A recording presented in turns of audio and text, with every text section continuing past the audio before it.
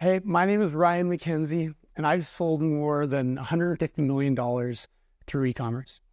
I've built multiple 7 and 8-figure brands. I've been doing this for 24 years now. But 11 years ago, I came this close to quitting. It was spring of 2009, and I was driving home up a hill in my, at the time, fairly expensive leased vehicle. And I was alone, and I just started to scream. I was screaming at the top of my lungs. I was screaming profanities. I just didn't know how to get the overwhelming feeling of failure out of my system and get my head into a good place. I didn't know how to cope. I had just bought a house with my girlfriend. I still had a condo that I owned that I hadn't sold yet. The vehicle I was in was an incredibly expensive lease, and I had no way that I was going to be able to pay these bills. And I was so close to having a mental breakdown because I couldn't tell my girlfriend that I don't have any money to pay for this place we just bought. I didn't want to tell my parents because I was embarrassed. I didn't want to tell my friends because I thought that I was at a place in my life where I was, wow, Ryan's going to probably retire off of this business. And the only other person that was really going through it with me was Kevin. And he was just as screwed up as me. And to make the problem even worse, we had all of our money to pay our corporate taxes for the previous year in a foreign currency trading business, which was fully registered with the BC and Canada securities, but wound up being a huge Ponzi scheme. And all of our tax money was gone. So we literally had no business cash flowing us anything. All of our savings to pay for the tax to the government was gone, probably never to be seen again. And my personal cost, my burn rate, just to stay afloat was so high that I had no idea how I was going to make it through. And I screamed in my car because I just didn't have any other way to get these emotions out. And I can remember going and meeting up with my dad. He was going grocery shopping, and I decided to come with him. I'm not sure what set off his radar, I guess, just being a parent, but he asked me while we were grocery shopping if, for some reason, if I needed him to buy me groceries. I don't know, his intuition can tell or what, or maybe just the way that I was acting, I'm not sure, but I declined the offer. I never told him. And that night I went home and I had a couple of friends come over. My wife was living with her parents till she hadn't fully moved into the new place.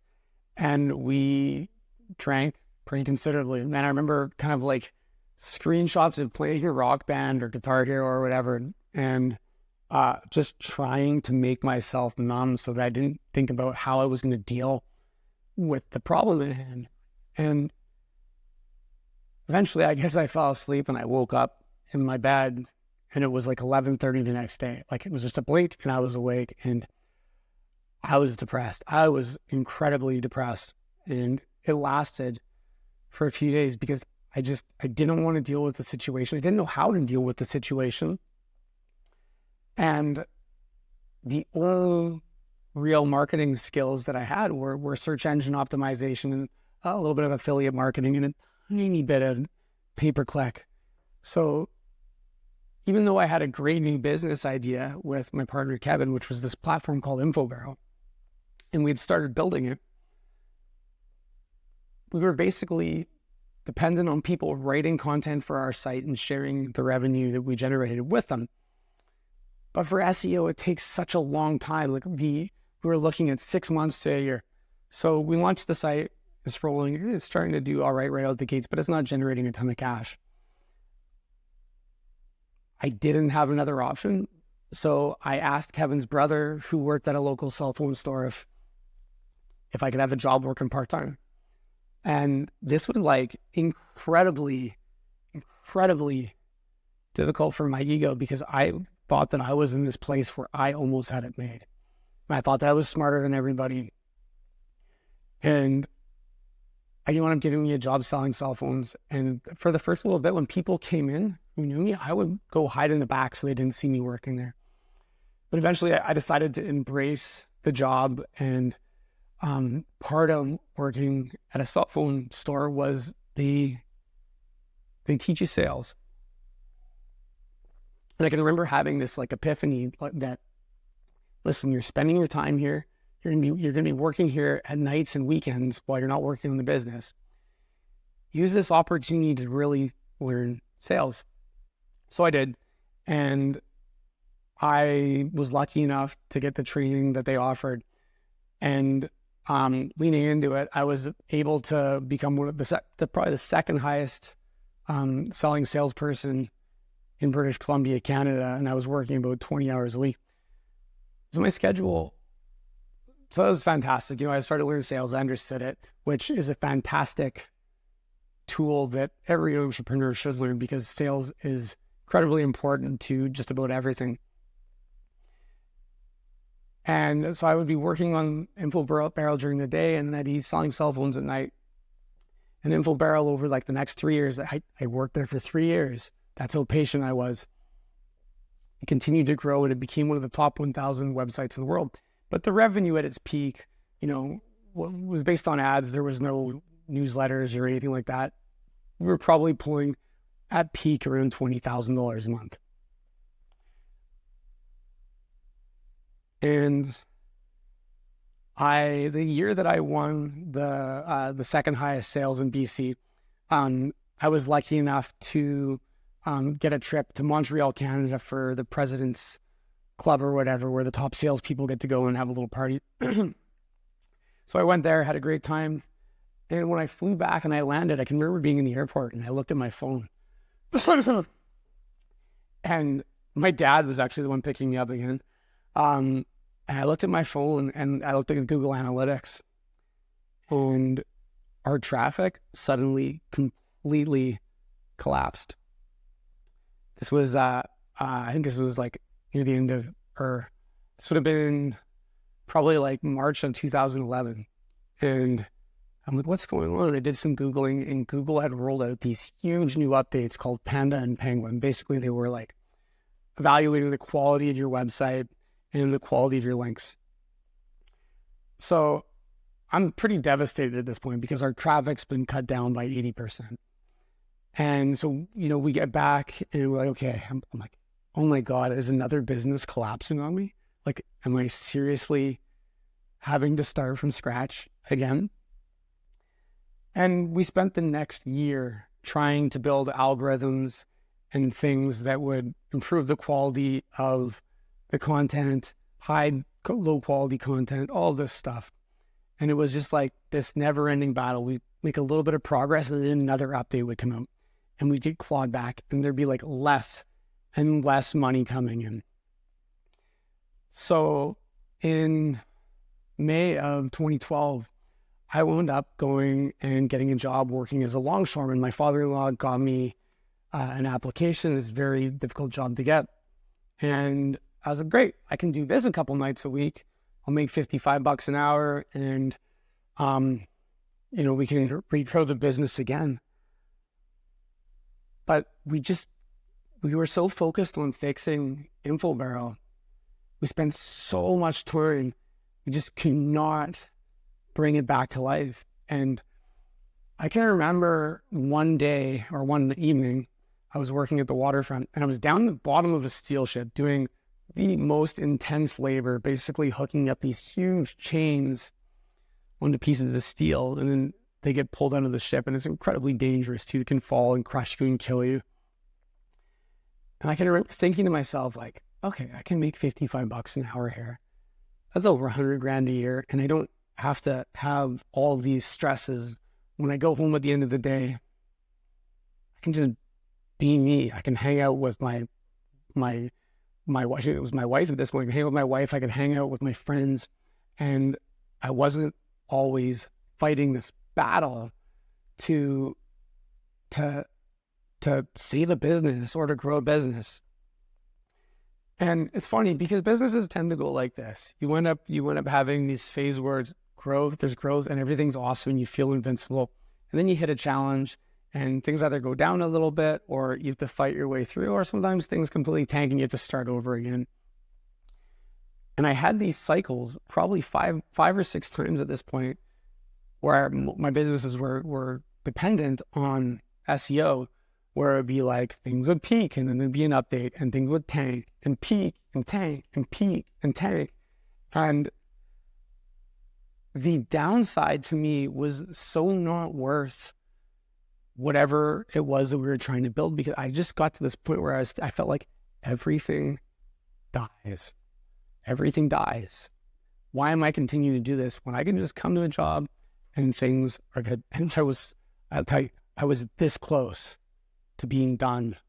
I was this close when an opportunity came along that was just before I packed it in to merge our business with a couple other magazines and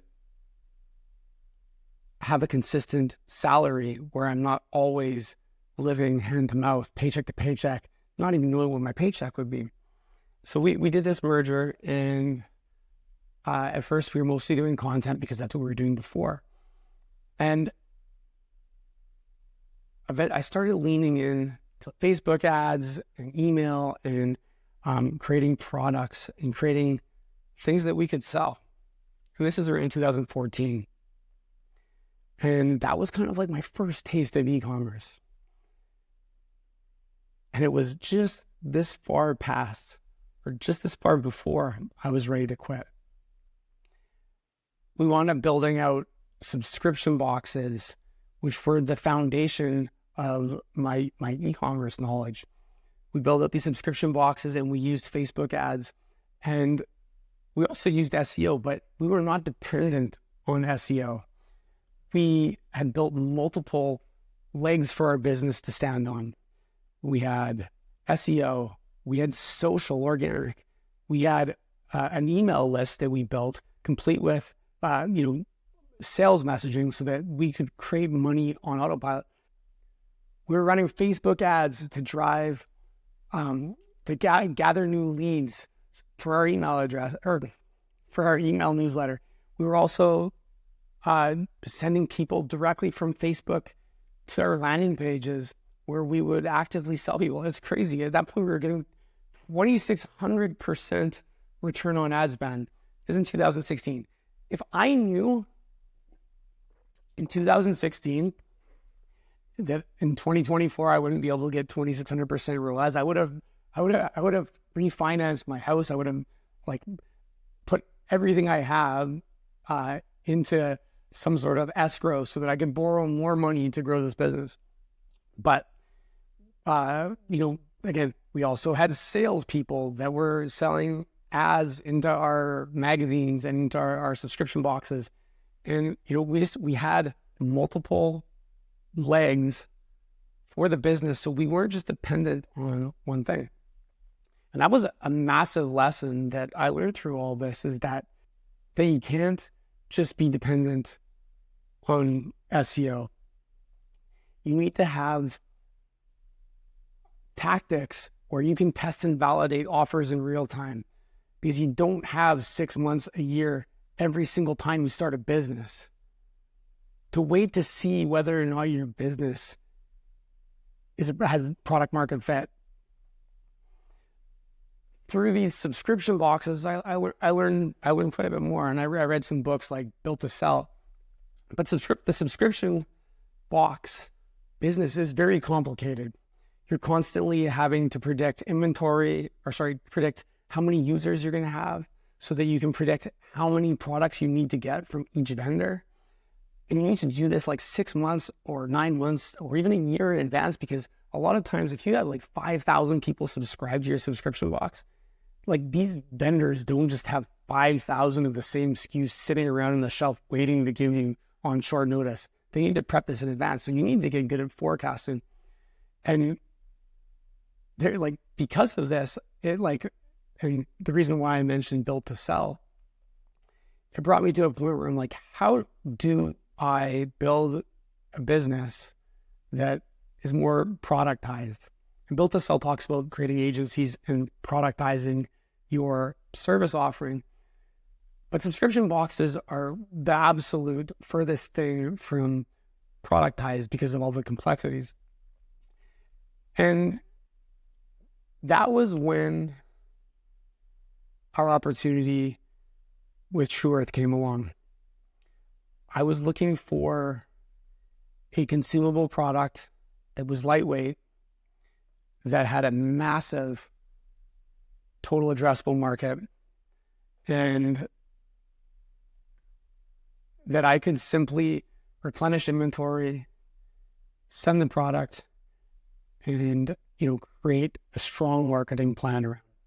I mean, primarily using all the different things that I had learned up until that point. And I wanted to quit so many times. There was a point that I was so broke that we were rationing our food.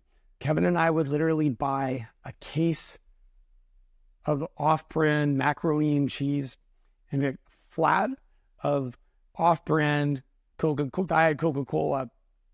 And we would get like 4 pounds of the cheapest ground beef, and we would have that stuff rationed out to the portions so that we were paying less than $1 a meal.